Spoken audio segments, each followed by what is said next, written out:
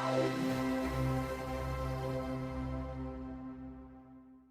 COMMwentuhan Podcast! Podcast!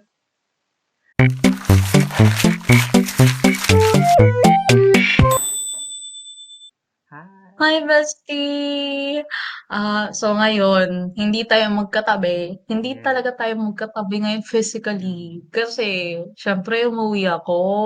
Yeah. Umuwi ako sa amin. Kasi malapit na yung Holy Week, syempre. Diba, Holy Yeah. Week, you need to be with your family. Family. Kasi Yeah. I live away from you. So, kailangan kong mag-adjust. Yeah. And We this need to feels adjust. like kumbaga parang long distance relationship tayo ngayon, 'di ba? Parang Yeah. virtual Podcast. podcast. Oh, that's the Yeah. first time virtual podcast. But speaking of long Yeah. distance relationship, have you heard of Mhm. those red flags in people, especially Oo. in relationships among our age group? Yeah. Yeah, I've heard Yeah, of I think, things. bestie, na very rampant yan today, yung red flags sa mga relationships. Kahit na very short term lang yan. Very Yeah, rampant talaga. I think that like we could, na parang ano siya, like very we're prone to kasi human connections as humans. Mm. And we could like parang makaano tayo like kinship sa isang tao or other people. Yeah. Uh-huh. And I really believe, bestie, na yung red flags in a relationship isn't always about the relationship. It will be always about the person Yes, inside the correct. relationship. 'Di ba? Isipin natin, Yeah. paano magkaka-red flag if not for the person that inside it na gumagawa ng mga things na sumisira ng mental health natin, sumisira talaga ng thoughts natin, Mm. nag-o-overthink tayo every time they do something, 'di ba? Yeah. And I think that maybe other people believe that there are red flags in the person, but I think that maybe we should be be careful with with the terms red flag and Yeah. green flag, because I think that it at the end of the day we are still like ano person with like faults and stuff, and I believe that we can still be better, but like uh, but in this episode is an interesting topic to discuss about the red flags and green flags of a person. Yeah. So true. Agree. I agree to Yeah. that, bestie. And speaking of red flags, meron tayo actually isang sender. Ooh, Isang sender. sender of their story about an encounter, Kina-edit her ko red siyan. flag encounter. Pero we were talking about relationships kanina, right? Yeah. Here, it's not really a relationship. It's not really a romantic relationship or whatsoever. It's something na nabuo lang, and then Yeah. just the person just decided to, To, send oh, her send her mixed signals and whatsoever yeah. na we could tell na ito ay isang red flag. Yeah. And, Pero pero is it really just yeah. one red flag, or are we going to read everything here? Yeah. Oh, so it's exciting. Oh my God. Sige na, let's hear the story. Yeah. Okay. I really don't know how to put everything in words. It all happened 4 months ago, yet it feels like everything just happened yesterday. I met him through a friend. Actually, wala sa plan ko ang kumilala ng bago that time, since I was still going through my healing process from my previous one. Oh, Yeah. talking about healing process, 'di ba? Kapag bago ka lang nasaktan Yeah. in a relationship or whatsoever, you go through a healing Yes. process, Yeah. and iisipin mo na you don't need someone muna. Wag Yeah. muna, kumbaga, 'di ba? And Hindi I ka think that, muna yeah. mag-a-accept ng ibang tao sa buhay mo kasi you're going through much. You're going through so much, Yeah. and you want to heal with yourself lang, 'di ba? Yeah, and I think that like in the like as a person that I think it's when we're suffering that much, and I think that we should like understand the person gift, and I think we should understand the gid the situation that in this generation kasi Gen Z we're prone to like prone to sad depression and and other mental illness. And I think that it is I think that that healing is the only way to like to be to be truly happy sa life. Yeah. Yeah, I agree. Mm. Nireto siya ng friend ko, and I didn't even know why I took the offer. Maybe at that time, I was longing for someone to talk to, someone to share my thoughts with. Siyempre, Yeah. bestie, no? Kapag kahit na we want to be alone at times, we want to heal alone, we just had that something in us na longing for someone to talk Yeah. to, someone to be with, in times of the healing process to make us feel better, to make us parang kumbaga, it's a coping mechanism for us to be with another human, 'di ba? To Yeah. listen Mhm. to our problems in life. Yeah, and like I can see the person naman in the story na like yeah, you have a failed relationship naman. You put everything into that person and na Mhm. na hurt naman yung yung ating sender na like I can understand na talaga yung yung parang flight. Yeah, so that like go. April 16, 2023. He did the first move. After being friends on Facebook, we randomly reacted to each other's posts and stories. The first time na nag-usap kami, we instantly clicked as if kilalang kilala na namin ang isa't Oh, isa. wow. And that marks the day where everything started. We started talking from morning till night, sharing random thoughts and stuffs. Since we are both in the same field, we seem to have similarities. You know, Ooh. bestie, kapag may nakikita tayo sa tao na oh, we have the same similarities. We have the same humor. We have the same trait. We have the same hobby. So like, isipin natin na yung mga things na yun, we would instantly click with each other, di ba? Yeah, and that like serves as like parang ano ba how human we are very social, di ba? And I think that that maybe I can see myself in the reader that something we could like share stories with the person and and tell other interesting facts about ourselves. It's like it's very normal naman yun sa sa people. Yeah. Wala sa plano ko ang magustuhan siya. He was 10 years older than me. And I didn't even imagine myself falling for a guy who's way too older than me. And besides, I was warned by someone to never ever fall for him kasi nga raw, red flag, sinungaling, at kung ano-ano pang bad infos about him. And I was sure that I would never fall in love with him. But I was wrong. Kinain ko rin lahat ng sinabi ko. 'Di ba isipin mo 'yan na we assume things to be on our way. We assume things na for example, iisipin natin, "No, I'm not gonna like this person kasi ganito, ganyan. I'm gonna focus on myself." Well, no. Um, expect the unexpected nga 'di ba, bestie? Yeah. You should you should expect the unexpected. What if there are times in your life na parang uncontrollable kumbaga, yung feelings mo uncontrollable yan, you can't Yeah. really control that one.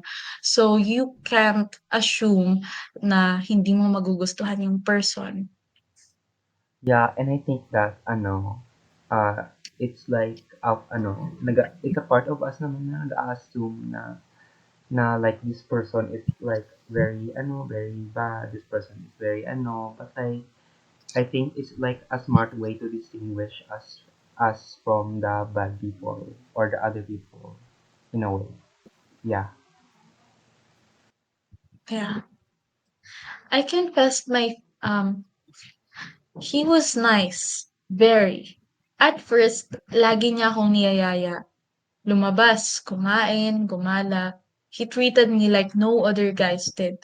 He became my safest place, my comfort person, my one call away. I confessed my feelings for him. I told him how I felt, how happy I was every time he's around.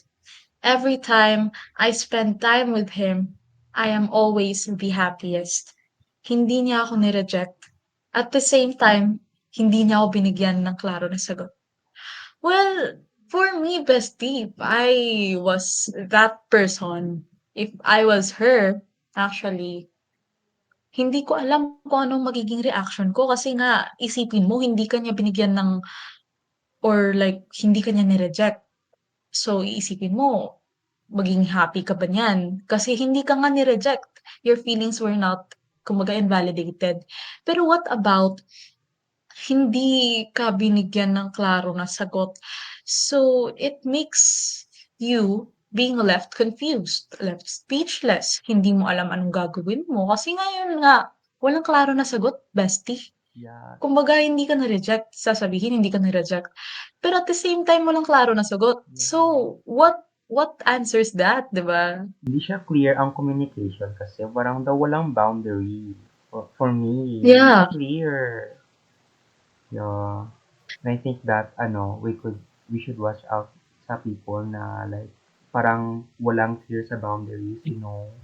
I think I yeah. understand na yung may label, like yung joke, I think kailangan give like para daw Hmm, ma-assure or give mo with assurance, but like, you know, like para sure, para sure lang ba? oo, totoo.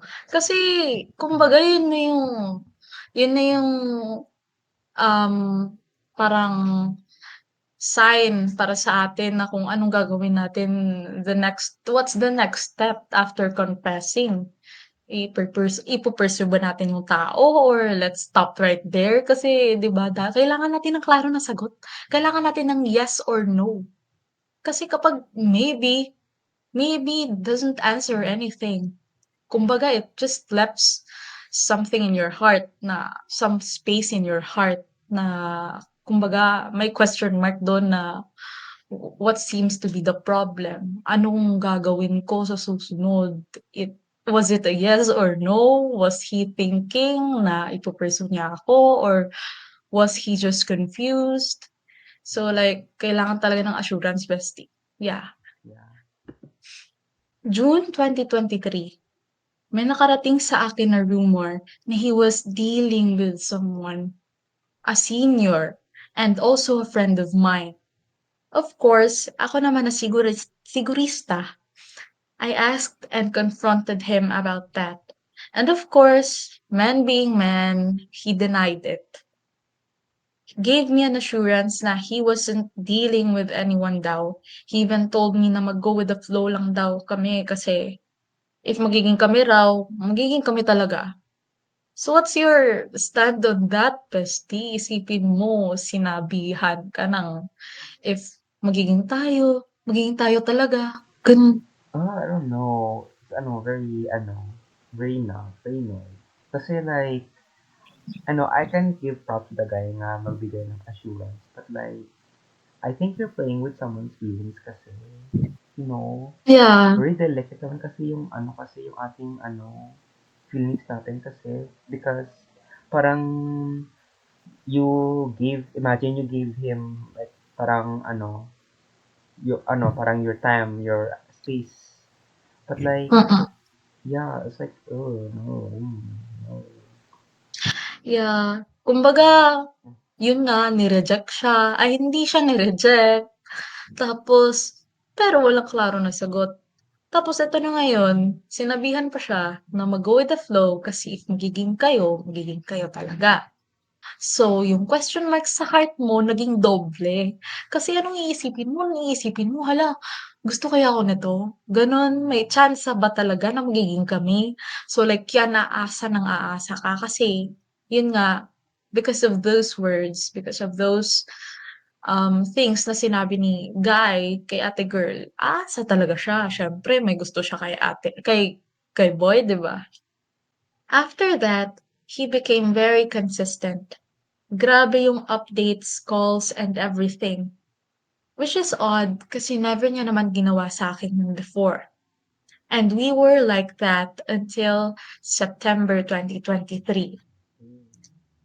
So isipin mo bestie ha, sinabihan ka ng if magiging kayo talaga. Hindi ka ni-reject, pero hindi ka naman binigyan ng klaro na answer. Pero, because of this consistency sa mga actions ni Guy, nagiging ano na siya, kumbaga he's giving mixed signals already sa girl. Yeah. Binibigyan na niya ng motibo si girl na to think na baka iisipin ni girl na, "Oh my God, he likes me." Kumbaga na yun na yung assurance para sa kanya, 'di ba? Yeah. Yeah, and I think that, Ok ay sorry, but maano ako kasi, like, kasi, like, the guy is, parang promoting, ano ba lahat, miscommunication. yeah, Because, totoo. kasi, imagine, the girl, like, I was the girl in the story, but, na, bakit ito ginagawa sa akin? Ha? Mm, Nag-break kami? Kasi yung sabi mong metaphor ay yung analogy na question mark sa heart na marami. I think ano man yan, I think nag-overthink, masarap na overthink si yeah. an, sa meter natin niya. October 2023, dun nag-umpisa ang lahat. He became distant.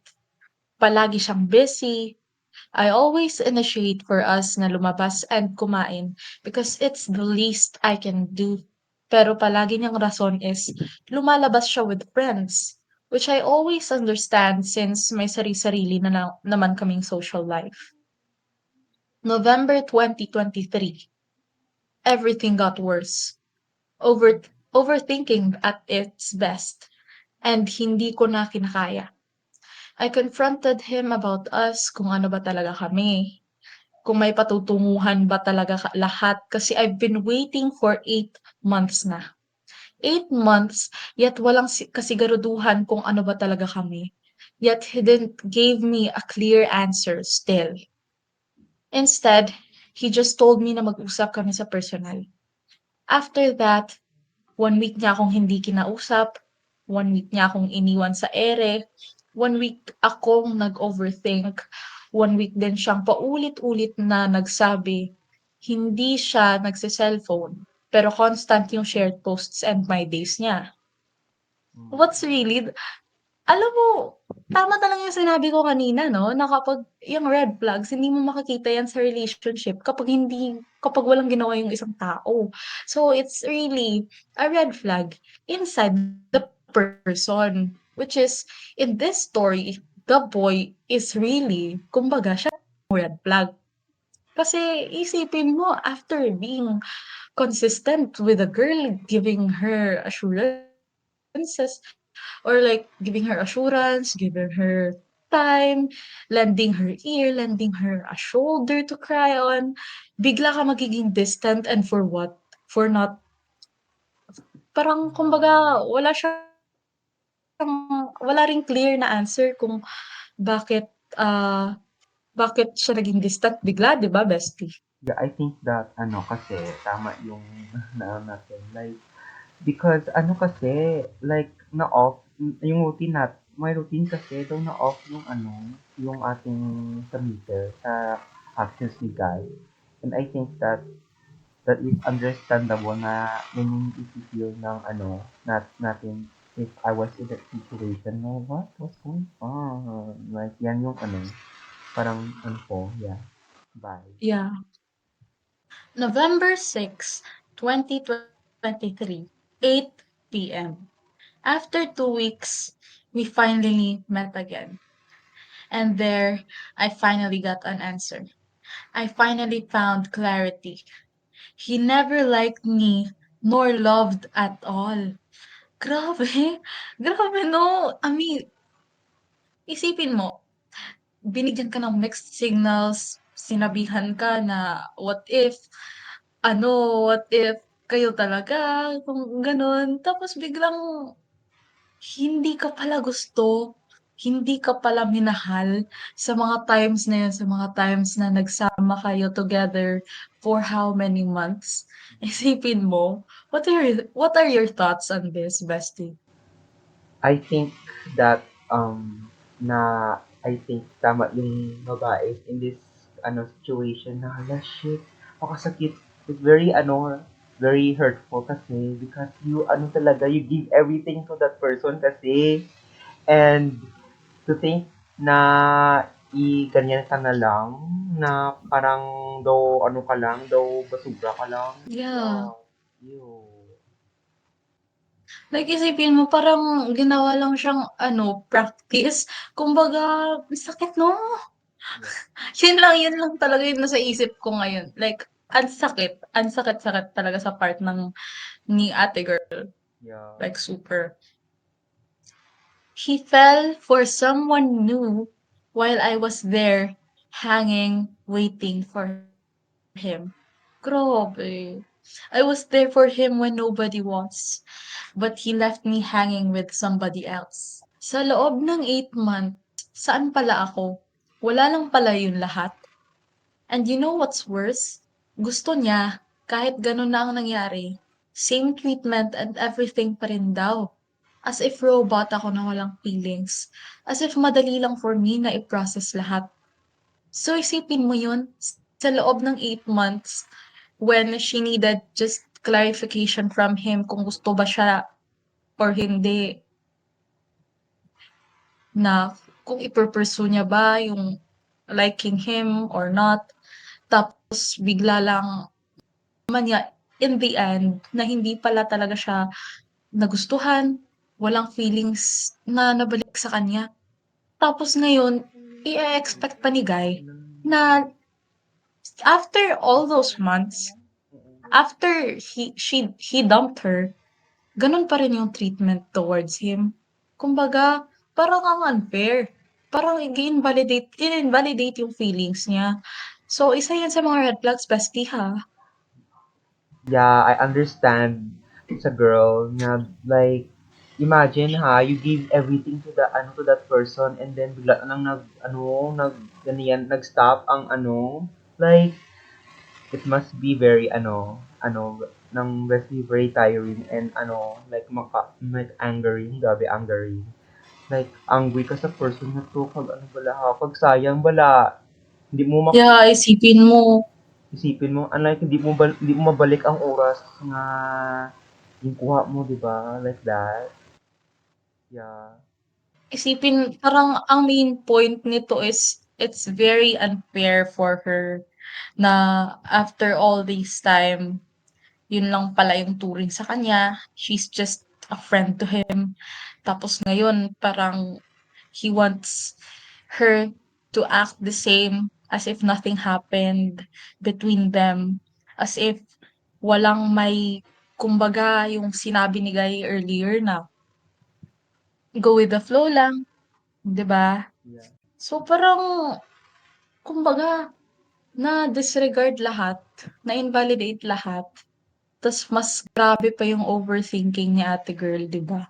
Sakit lang nun. Yun yung talagang na-feel ko dito, ang sakit-sakit, 'di ba? Yeah. Same. After that heartbreak, I kept everything for weeks. I cried myself to sleep. I starved myself and can't even imagine what to look forward to in life now because of what happened. Mm. December 2023. While studying for my upcoming finals, I received a message from someone. It was the rumored girl he's dealing with. And there, may nalaman na naman ako. Do you remember earlier, bestie, yung na-mention ko na there was a rumor, tapos ngayon, Yeah. eto na, parang nag-build up na. Oh my God. Yung rumor, parang isipin na yung half. half truth, half lie, Yeah, half truth, naging half lie. 100% truth. Kasi nagparamdam na si rumored girl. Yeah, oh my God. Amazing. Grabeng revelation yung nangyayari dito ngayon. March up to July, nagkikita at mag-uusap pa pala sila. Oh, at the same time, he denied it to me saying na April was the last time they saw each other. He even told the girl na bigyan siya ng 3 months for him to pursue her. All the plans he told me, plinano niya na pala para sa babae. Oh my God! Oh my God, bestie. Isipin mo yun, pinlano niya para sa'yo, pinlano niya rin pala para sa other girl. So like, is it, Ew. can you call this parang nag-two-time siya? I don't think, yeah, it's too timing. It's like, alam mo yung sa kay Olivia Rodrigo na song, Traitor? I mean, I forgot that song. Yeah, yeah, that Mhm. song, yeah. Ay, Deja Vu! Ah, yeah, that song. Is, very parang related dito sa ano ba? Sa tang topic natin. Yeah, tsaka parang isipin mo, parang tinraidor ka rin eh. Kasi, siyempre, sinabi niya sa'yo, he made promises to you. Tas, at the same time, he made those promises sa other girl. He made the same promises sa inyong dalawa, which is very red flag. Ayun. Now, imagine me believing all his lies, all his promises, and all the plans at the same time doing those with the other girl.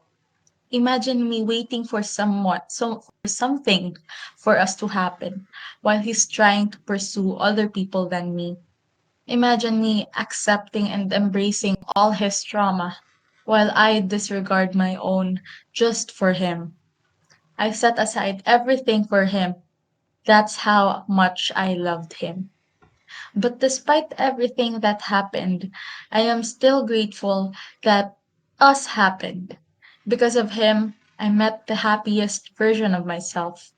I was able to learn new lessons. I was able to realize a lot of things. It was a bittersweet story, surely another story to tell.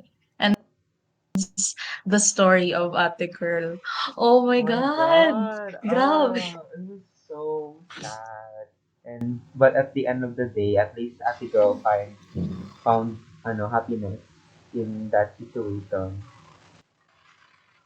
Tsaka ano 'no, parang sa sakit na naramdaman niya in this, we can't call it a relationship, we also can't call it a situationship kasi yun nga, wala namang, You know, something, reciprocating na yeah, nangyari, reciprocating of feelings. Pero this thing happens kay Ate Girl, siguro it serves as an a lesson for yeah, her.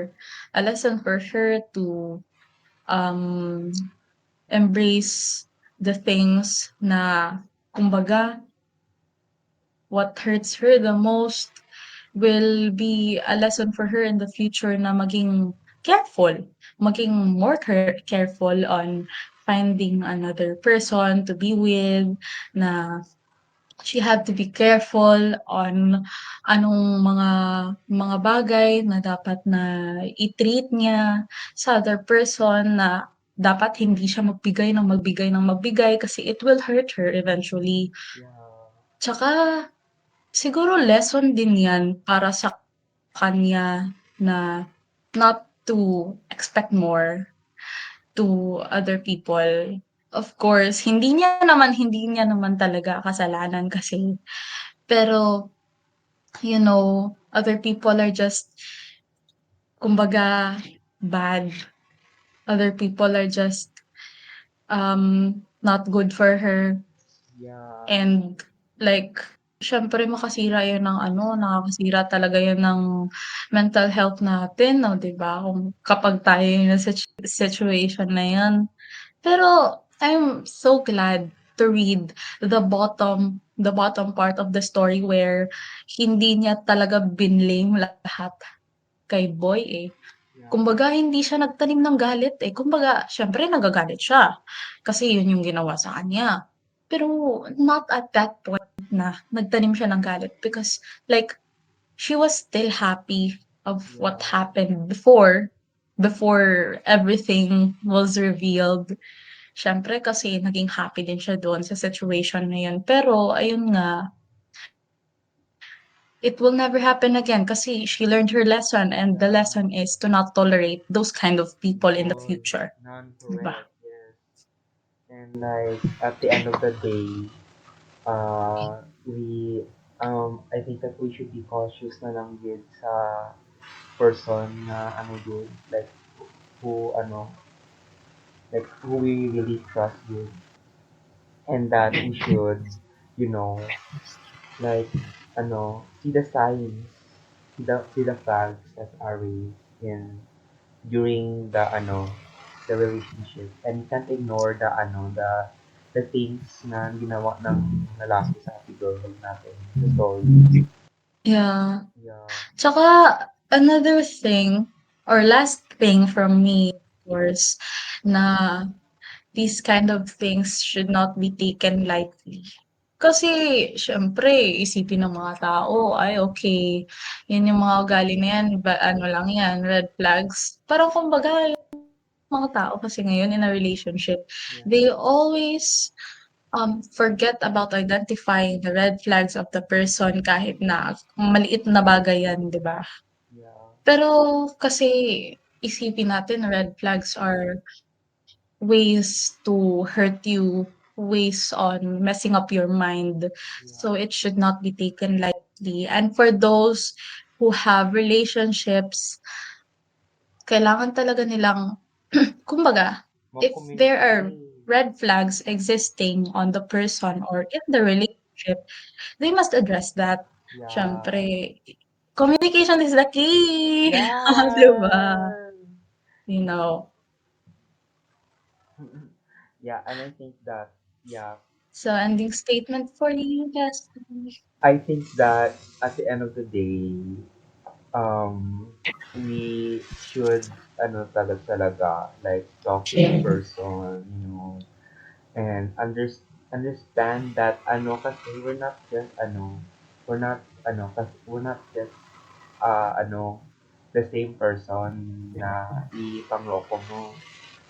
I think that we are very, ano, different, individuals, and we should look out for the things that are not desirable in a relationship. So that wraps up our podcast Podcast. for tonight.